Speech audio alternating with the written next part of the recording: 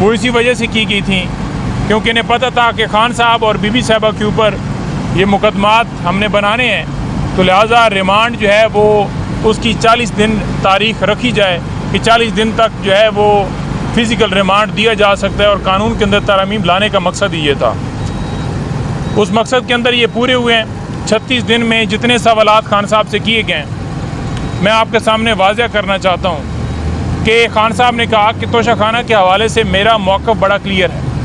मैंने इससे पहले जो मेरे ऊपर केस बनाया गया जिसमें खान साहब को 14 साल सज़ा दी गई, उसमें भी यही सवाल खान साहब के सामने रखे गए और खान साहब जवाब दे चुके हैं। लेकिन बिला वजह खान साहब और बीबी साहबा को मेंटली तौर पर टॉर्चर करने के लिए, हरासा करने के लिए ये रिमांड की सज़ाएँ की गई।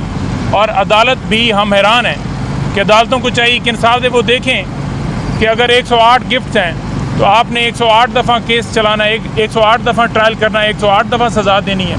एक जुर्म के ऊपर 1 दफ़ा सज़ा होती है। ये नहीं होता कि एक जुर्म के ऊपर आप 10 दफ़ा सज़ा दे दें। खान साहब ने एक अपनी स्टेटमेंट जो है रिटन अपने हाथों से लिख कर दी, लेकिन उसको तब्दील कर दिया गया। खान साहब ने कहा कि ये तो मेरी स्टेटमेंट ही नहीं है, इसे आप तब्दील कर रहे हैं। तो मैं आपके सामने वाज़ह करना चाहता हूँ कि ये झूठे केसेस इन्होंने बनाए और उसके अंदर फिर तरमीम की ताकि अपनी मनमर्जी के मुताबिक जो है उस केस को आगे प्रोसीड किया जाए।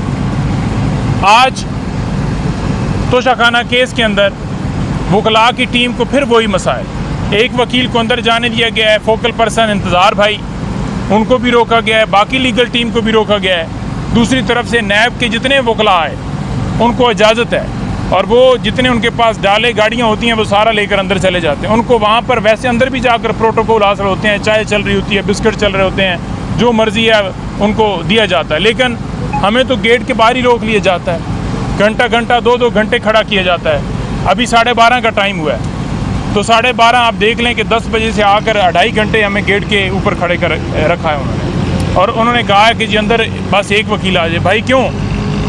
कोई केस होता है तो उसके अंदर मुकम्मल लीगल टीम पूरी उन्होंने जाकर असिस्ट करना होता है। हर एक की अपनी अपनी तैयारी होती है, हर एक ने अपने अपने दलाइल देने होते हैं। और वैसे अगर आपने ओपन ट्रायल किया हुआ है तो वकील अगर उसमें वकालतनामा हो या ना हो, उसका खान साहब के जितने वकला हैं उनका राइट है, क्योंकि दीगर केसेस के अंदर भी वो केस कर रहे हैं, मुलाकात भी हो जाती है, केस में कोई मामलत भी हो जाती है, बाकी चीज़ें भी हो जाती हैं। लेकिन आपने वकला के ऊपर तो पाबंदी लगाई हुई है, साथ जनरल पब्लिक जो नामालूम लोग अंदर आप लेकर जाते हैं जिनका कोई पीटीआई के साथ अलग नहीं है। हमारे ये टाइगर सारे आप देख रहे हैं साथ खड़े हैं, इनको रोका जाता है, ये पीटीआई के फेस हैं, इनको रोका जाता है और जहाँ पर जिनको जानती नहीं है उन्हें भिजवाया जाता है। मैं आपके सामने रखना चाहता हूँ कि एग्जीक्यूटिव बोर्ड की जो मीटिंग थी 2020 के अंदर, उसकी कॉपी लेने के लिए हमने मौजूद अदालत से सदा की, वो हमारी सदा खारिज कर दी है। हम इस्लामाबाद हाई कोर्ट में गए हैं जहाँ पर आज समाअत है। हम यही सदा करेंगे कि 2020 के अंदर एक केस जो ये 190 मिलियन पाउंड है वो ख़त्म हो चुका है। वो तफसीलात सामने आनी चाहिए, कौम के सामने आनी चाहिए, अदालत के सामने हम रखेंगे कि एक केस जब 190 मिलियन पाउंड उस वक्त आया और नैब ने धमाल डाली, आज वही नैब दोबारा केस स्टार्ट कर रहा है। उस वक्त केस क्यों क्लोज़ किया गया? इसी वजह से क्लोज़ किया गया ना कि उसको आगे नहीं प्रोसीड करना, वो नहीं समझते थे। तो दोबारा केस को उठा के और दोबारा इसको प्रोसीड किया गया और खान साहब बीबी साहबा को इम्प्लीकेट किया गया कि उन्होंने कोई फाइनेंशियल बेनिफिट लिया है। परवेज़ खटक आया, जुबैदा जलाल आई, आज़म खान आया, एक ने या उसके अलावा जितने गवाह, एक ने ये नहीं कहा कि खान साहब ने अलकादर ट्रस्ट केस के अंदर कोई फाइनेंशियल बेनिफिट लिया।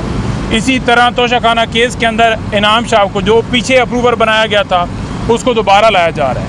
अब इनाम शाह जिसको 2 तनख्वाहें ले रहा था तो उस वजह से उसे निकाला गया, उसे अप्रूवर बनाकर एक घर का एक मुलाजिम है, तो क्या वो मिलिट्री सेक्रेटरी से या हुकूमती लेवल पर सारे मामला उसने देखने थे जो घर में सिर्फ एक होता है, एक मुलाजिम होता है? ठीक है, तो ये आपके सामने मौक़िफ़ वाज़ेह रखना बड़ा ज़रूरी था।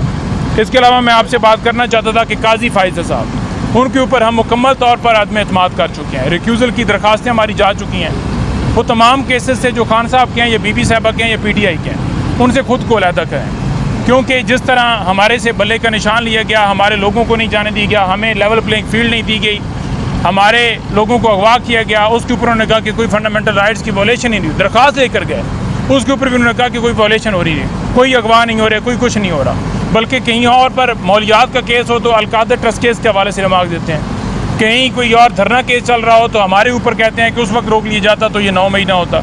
तो ये ऐसी चीज़ें करके रिमार्क्स दे के वो अपना माइंड डिस्क्लोज कर चुके हैं। उनकी अहलिया जो खान साहब के बारे में केसेस भी कर चुकी हैं, बातें भी कर चुकी हैं, प्रेस कॉन्फ्रेंस कर चुकी हैं उनके ख़िलाफ़।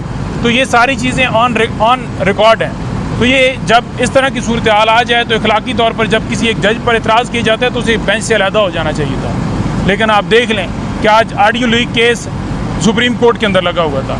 वहाँ पर मुअज़्ज़ज़ जज साहब कहते हैं कि खोसा साहब और बुशरा बीबी की जो रिकॉर्डिंग है, हो सकता है उनसे किसी ने सवाल पूछा है कि हो सकता है उन्होंने खुद रिकॉर्ड करके चलवाई हो। यानी कितनी मज़ाक़ा खेज़ बात है। जजेस लेटर लिख रहे हैं, लोग कह रहे हैं, वीडियो कैमरे लगाए जाते हैं, वो सारी चीज़ें ऑन रिकॉर्ड हैं और लोगों को उठाया जा रहा, अगवा की जा रहा है, इस्तेमाल की जाती हैं। क्या कोई अपनी तस्दीक कराएगा कि अपनी पर्सनल बातें जो है वो खुद मीडिया के ऊपर देगा, बजाय ये कि वो जजेस जो इंसाफ देने के लिए खड़े हैं, जो इंसाफ के लिए आगे कदम बढ़ा रहे हैं, जो कह रहे हैं कि जिन्होंने खुद कहा है कि हमें एजेंसियों ने हमारे ऊपर प्रेशर डाला है कि आप पीछे हट जाएं इस ऑडियो लीक वाले केस के अंदर से, क्योंकि उन्होंने कहा कि आएँ बताएं किस लॉ के तहत रिकॉर्डिंग की जाती है, फिर उसे पब्लिश किया जाता है, क्यों ब्लैकमेल की जाता है। बजाय ये कि जनाब उनका साथ दिया जाता, मुअज़्ज़ज़ जज जो हैं वो उल्टा खड़े उन्होंने कहा है कि ऑडियो लीक केस जो है उसकी जो है वो ट्रायल जो है उसकी जो प्रोसीडिंग है वो रोक दी जाए। इसके साथ मैं आपको कहना चाहता हूँ कि चीफ इलेक्शन कमिश्नर इससे हम 12 कह चुके हैं कि वो अपना इस्तीफ़ा दे।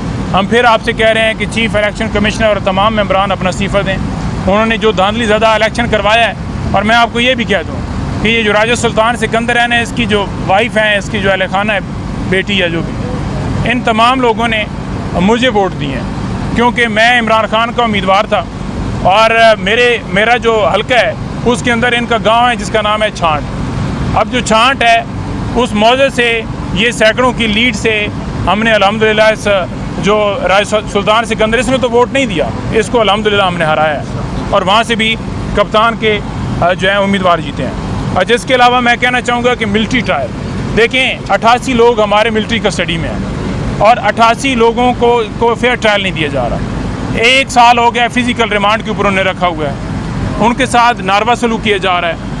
हसन न्याजी के ऊपर तशद्दुद किया गया, हैदर मजीद हमारे एडवोकेट उनके ऊपर और बाकियों के ऊपर, ताकि वो कोई वादा माफ गवाह बने, कोई गवाही दें कि 9 मई करवाने वाला इमरान खान है। तो उन्हें ना कोर्ट में पेश किया जा रहा है, एक मिलिट्री कस्टडी के अंदर रख के 2 दिन के अंदर फैसला महफूज कर लिया गया क्योंकि सुप्रीम कोर्ट ने स्टे दिया हुआ है। सुप्रीम कोर्ट को चाहिए था कि उनकी कस्टडी सिविलियन के पास भेज दें, लेकिन उन्होंने ना कस्टडी भेजी और ना ही उन्हें आज तक, हो सकता है उनकी सज़ा ही 6 महीने बनती हो, 1 साल से आपने उन्हें अपने पास कस्टडी में रखा हुआ है। तो हम फ़ौरन मुतालबा करते हैं कि उनका केस लगाकर जो भी फ़ैसला करना है, नाइंसाफ़ी करनी है लेकिन फ़ैसला किया जाए। फिर मैं आपके सामने सोशल मीडिया के हवाले से बताना चाहता हूँ कि हमारे टाइगर्स को, हमारे मुख्तलिफ उनकी फैमिली को, उनके भाइयों को अगवा किया हुआ है जो किसी कोर्ट के अंदर पेश नहीं किया। अज़हर मशवानी हो या दीगर हमारे दोस्त जितने भी, उनके भाई जितने अगवा किए हैं, उनको नहीं पेश किया जा रहा। तो हम ये इस्तदा करते हैं कि उन्हें पेश किया जाए अदालत के अंदर, जो फेयर ट्रायल है उनका हक़ है।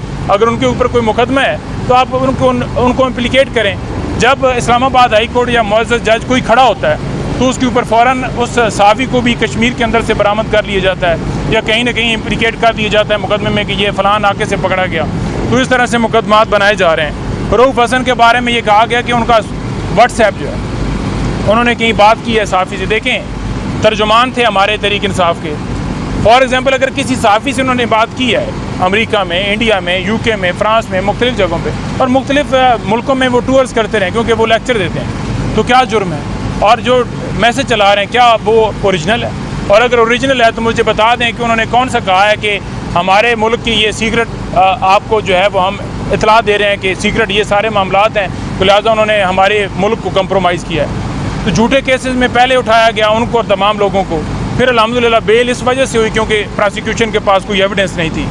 मैं आपको कहना चाहता हूँ कि 22 तारीख को पाकिस्तान तहरीक इंसाफ जलसा करने जा रही है और 22 तारीख को अगर ये मौके के ऊपर NOC कैंसिल करते हैं तो इंशाअल्लाह ताला मैं आपके तवज्जुह से ये कहना चाहता हूँ कि इंशाअल्लाह ताला तहरीक इंसाफ 22 तारीख को NOC अगर कैंसिल भी, क्योंकि बदनीति के ऊपर मबनी होगी, पहले भी इजाज़त दी कि जानबूझकर कैंसिल की, अगर ये कैंसिल करते हैं तो इंशाअल्लाह तहरीक इंसाफ फिर भी जलसा करेगी क्योंकि ये हमारा आईनी हक़ है और ये रोकते इसलिए हैं क्योंकि इनकी चोरी डाका जो है उसके ऊपर पर्दा जो है कोई ना उठाए। जो इन्होंने चोरी की हुई है, डाका डाला हुआ है, वो डाका कायम रहे। कमिश्नर रावलपिंडी, जिसके साथ मैं अपनी प्रेस टॉक ख़त्म करूँगा, कि कमिश्नर रावलपिंडी को क्यों नहीं पेश किया जा रहा, जब उसने आके खुलेआम ये कह दिया कि धांधली की गई और 70-70 हज़ार की लीड से पाकिस्तान तहरीक इंसाफ के लोगों को हमने हराया, जिसमें उसने कहा कि चीफ इलेक्शन कमिश्नर और चीफ जस्टिस ऑफ पाकिस्तान काजी फैसल साहब इन्वॉल्व हैं। जो बंदा उन्हें प्रोड्यूस नहीं कर रहा,